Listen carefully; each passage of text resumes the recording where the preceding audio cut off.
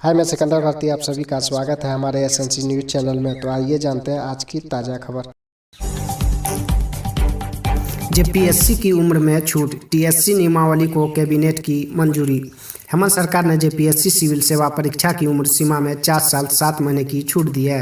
साथ ही SC, ST, BC और EWS श्रेणी के अभ्यर्थियों के पद में 15 गुना भरने के लिए पीटी के क्वालिफाइंग मार्क्स में 8% से नीचे जाने की सीमा हटा दी गई है। सिविल सेवा परीक्षा में अधिकतम उम्र सीमा की कट ऑफ 1 अगस्त 2016 और न्यूनतम की 1 मार्च 2021 होगी। इससे जुड़े प्रस्तावों को बुधवार को कैबिनेट में मंजूरी दी गई। साथ ही विधानसभा का बजट सत्र 26 जनवरी से 23 मार्च तक आहूत करने और 3 मार्च को दूसरा बजट पेश करने का फैसला लिया गया।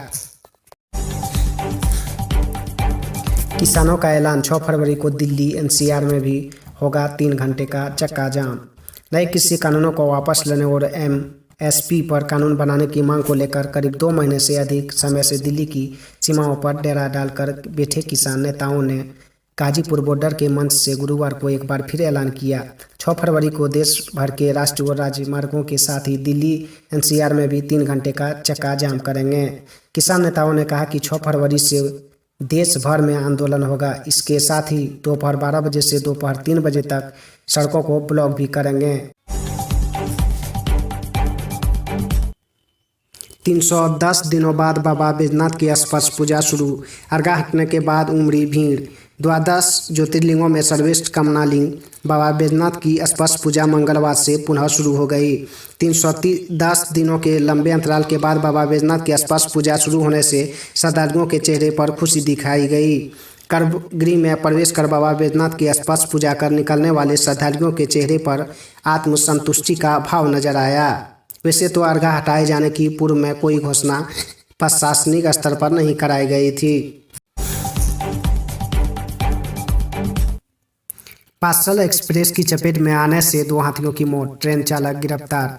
झारखंड में चक्रधरपुर रेल मंडल के महिपानी रेलवे क्रॉसिंग के पास बुधवार की रात्रि करीब 1 बजे पार्सल एक्सप्रेस ट्रेन की चपेट में आने से 2 हाथियों की मौत हो गई। धक्का इतना जोरदार था कि एक हाथी के रेलवे लाइन पर ही चिथड़े उड़ गए, वहीं दूसरी हाथी दूर तीसरी लाइन पर जाकर गिरा। इस घटना में पार्सल एक्सप्रेस ट्रेन की इंजन के बाद दूसरी बोगी बेपटरी हो गई। गुरुवार सुबह मंडा मुंडी से आईआरटी वैन घटनास्थल पर पहुंचकर पार्सल वैन के आधे हिस्से को ठीक कर मोहरपुर ले जाया गया, वहीं बाकी पीछे के हिस्से को वापस भालूलाता रेलवे स्टेशन लाया गया। रेल यात्रियों को बड़ी राहत, कल से चलेगी 6 मेमू और 4 एक्सप्रेस ट्रेनें। पूर्व रेलवे ने 4 फरवरी से एक साथ कई ट्रेनों को हरी झंडी देने का ऐलान कर दिया है। इनमें आसनसोल से वर्धमान के बीच चलने वाली 6 मेमू ट्रेनें भी शामिल है।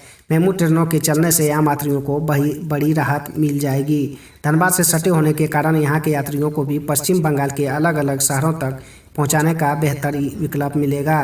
धनबाद के यात्री आसनसोल पहुँचकर वहाँ से आगे की यात्रा आसानी से कर सकेंगे।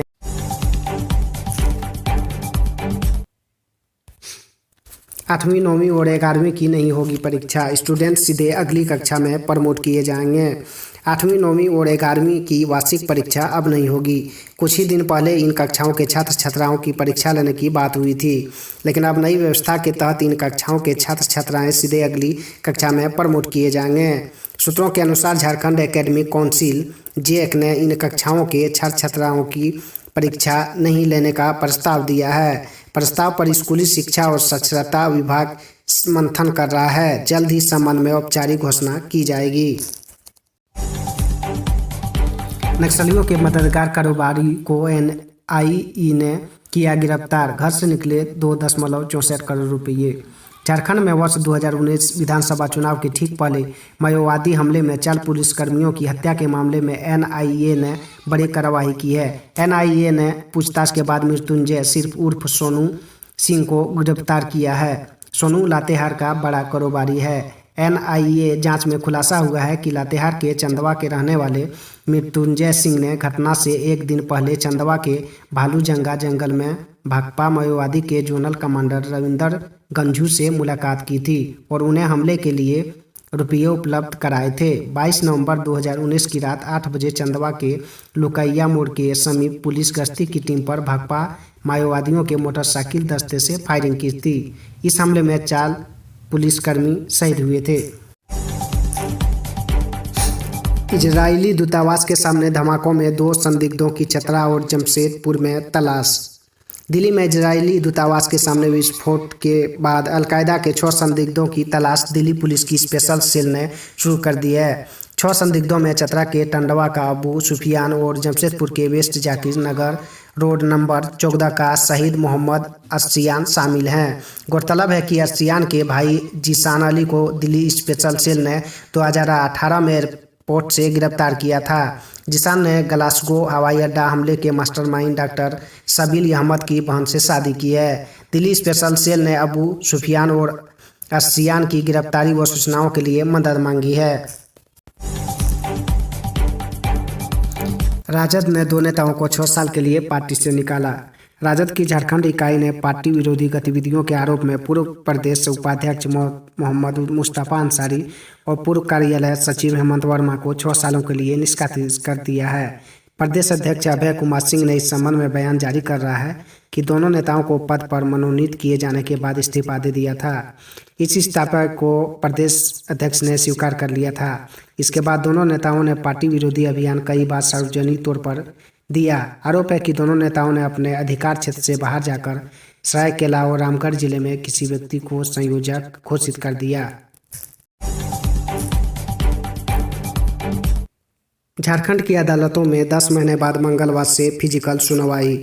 झारखंड में निचली अदालतों में मंगलवार से फिजिकल सुनवाई शुरू हो जाएगी। झारखंड हाईकोर्ट के रजिस्ट्रार ने इसका आदेश जारी कर दिया है। हाईकोर्ट की ओर से जारी गाइडलाइन के अनुसार ही सुनवाई की जाएगी। हाईकोर्ट ने 14 जनवरी को गाइडलाइन जारी की थी। इसके बाद सभी जिलों की अदालतों को इसकी तैयारी करने को कहा गया था। सभी तैयारियों की मॉनिटरिंग हाईकोर्ट कर रहा था। अब 2 फरवरी से फिजिकल सुनवाई करने का निर्देश रजिस्ट्रार जनरल ने जारी कर दिया है। करीब 10 महीने बाद फिजिकल सुनवाई हो रही है।